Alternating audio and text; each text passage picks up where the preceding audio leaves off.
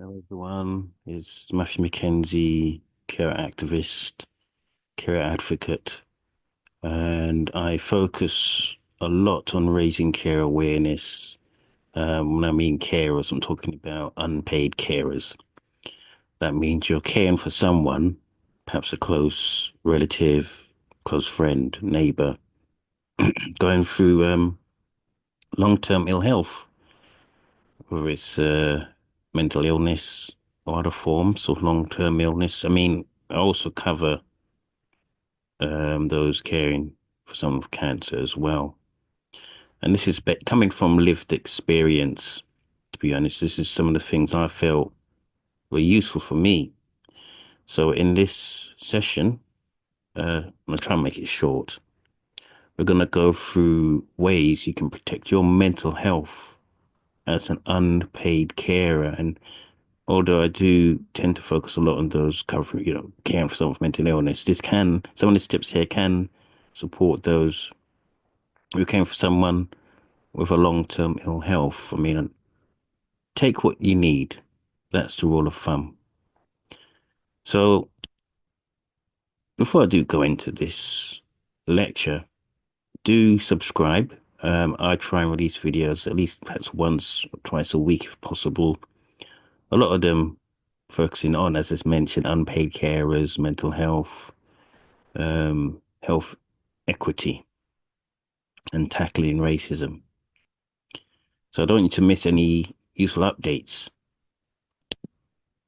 So protecting your mental health as a carer.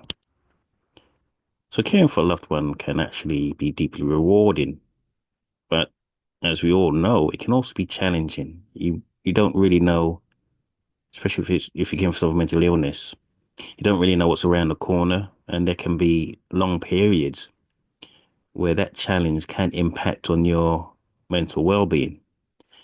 This often puts carers' own mental health at risk. So it makes sense really to maintain mental well-being, which is essential for unpaid carers to sustain their energy and stay resilient, because what we want, to be honest, and this is including health professionals, we want you to continue your role as a carer. The rule of thumb is if you can't basically care for your own mental health or well-being, then, how can you care for anyone else? So those going through mental ill health or any long-term illness are actually relying on you. So going through this lecture, we've got some strategies here for fighting off what you could be at risk of mental illness while caring for someone else. The first thing really is to set clear boundaries. Now, you can't be at the beck and call non-stop for someone going through mental ill health. You've got to protect, at some point, your time and energy to prevent what we call burnout or specifically carer burnout. It's important to recognize when to say no to any extra responsibilities or even when to ask for help. And there is no shame in asking for help. It might not always be there, but you've got to try and ask. Boundaries can include time to recharge and doing activities that is useful for your personal well-being. So that's rule number one, establish personal boundaries, and it could start off small and then work your way to something where you feel you really need your own personal boundaries and space. I'm not saying this is something that's easy to do. Saying no to someone you love and care can be one of the hardest things, but it's important to protect your mental well-being. Number two is prioritizing your self-care activities. So what do I mean by this? Taking care of your physical health, such as regular exercise, sleep, a balanced diet. They can all have significant impact on your own mental health.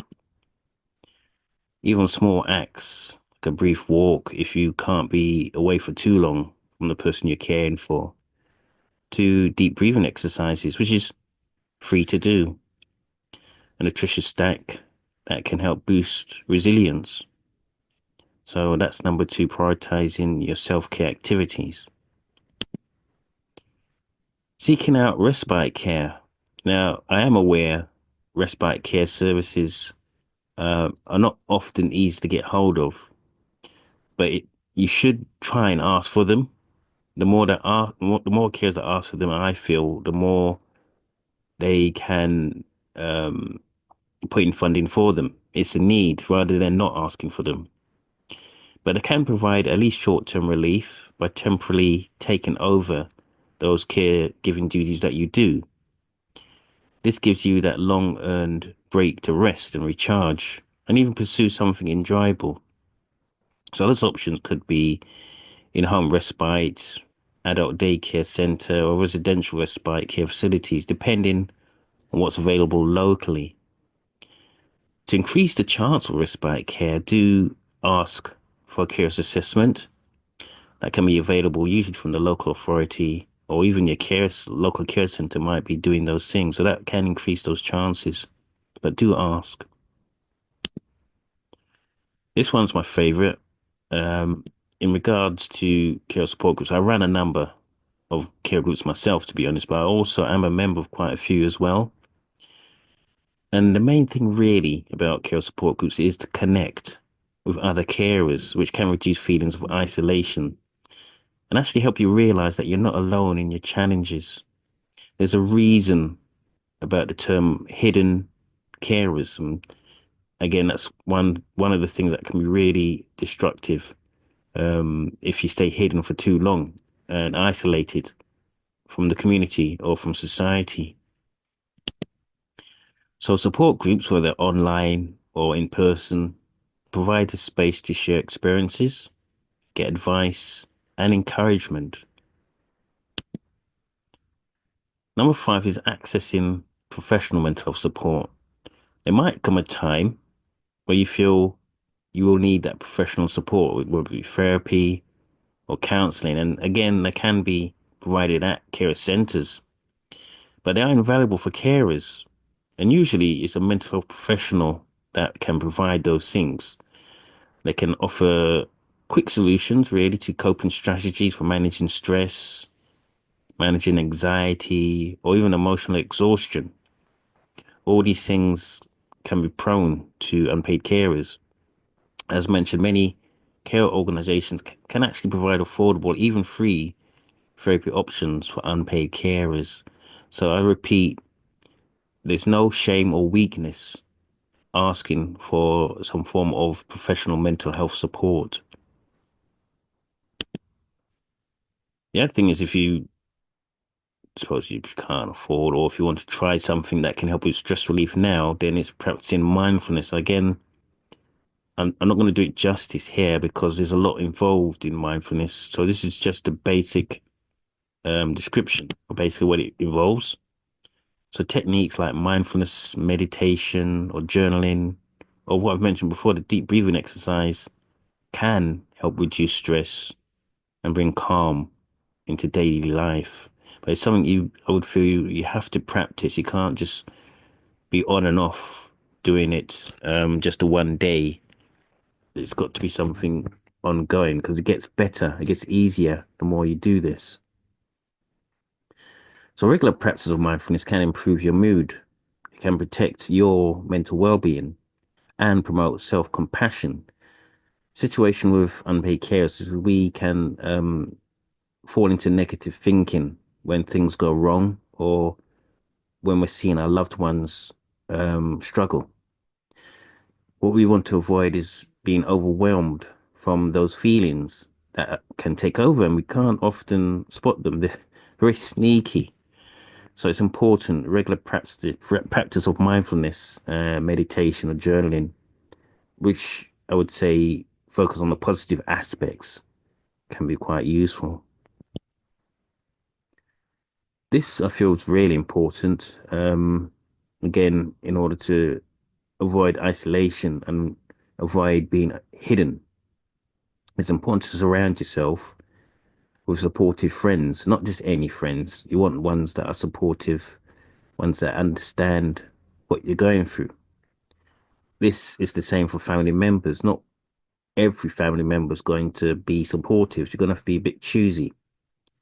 Even neighbors who understand your situation, even if they can't help with that caregiving directly, they can provide that listening ear, that can provide some form of emotional support, listen or offer some sort of companionship, or even check in on you to see how you're doing. And I was surprised when in my caring role, every so often a neighbor would ask how I was doing. So you never know. But this is again something that as a tool that can actually protect your own mental well-being, just to feel part of that community. The last one is a bit of a challenge, but we've got to now focus that in this day and age, technology is increasing at a rapid speed, and it'd be a shame if carers don't get used to that or don't have an idea of how it can help them. Technology, I would say, is often getting cheaper, um, especially when it comes to assistive devices, online tools. Caregiving apps is one from Carers UK called Jointly. Download that off your mobile. Mobilize have, the care organization has online apps as well. So everything is moving, not everything, but there's a lot of stuff online that can be useful for unpaid carers and can reduce the burden of care. And again, apologies, I keep mentioning burden, but the challenges of caring by simplifying tasks and managing medication schedules or even organizing daily routines for yourself. This in turn can help reduce stress and provide a sense of control over the situation, especially over the caring situation. It's also good if you can try and set aside regular times for activities that you enjoy or that bring you peace, and you deserve it, even if they are brief. Consistent breaks for something pleasurable like reading, even watching TV, your favorite program or hobby. And I certainly suggest a hobby, or just a short walk that can help you recharge mentally. So, trying to maintain a routine for your own personal time. And last but not least, this is in the long term as well, and it can come from journaling. I've mentioned this before. Identify and challenge negative thoughts. We all have them. We don't tend to notice them because with the mind, it can always be on automatic. You get used to it. But with meditation and mindfulness, you can become aware and note down what triggers those negative thoughts and start combating them. So caring in itself can sometimes bring feelings of guilt, resentment, or anxiety, and other forms of negative feelings. Either trying to do that yourself with the journaling or working with a therapist or practicing CBT, which is cognitive behavioral techniques, can actually help you recognize and challenge these thoughts and replacing them with a more compassionate self view of yourself.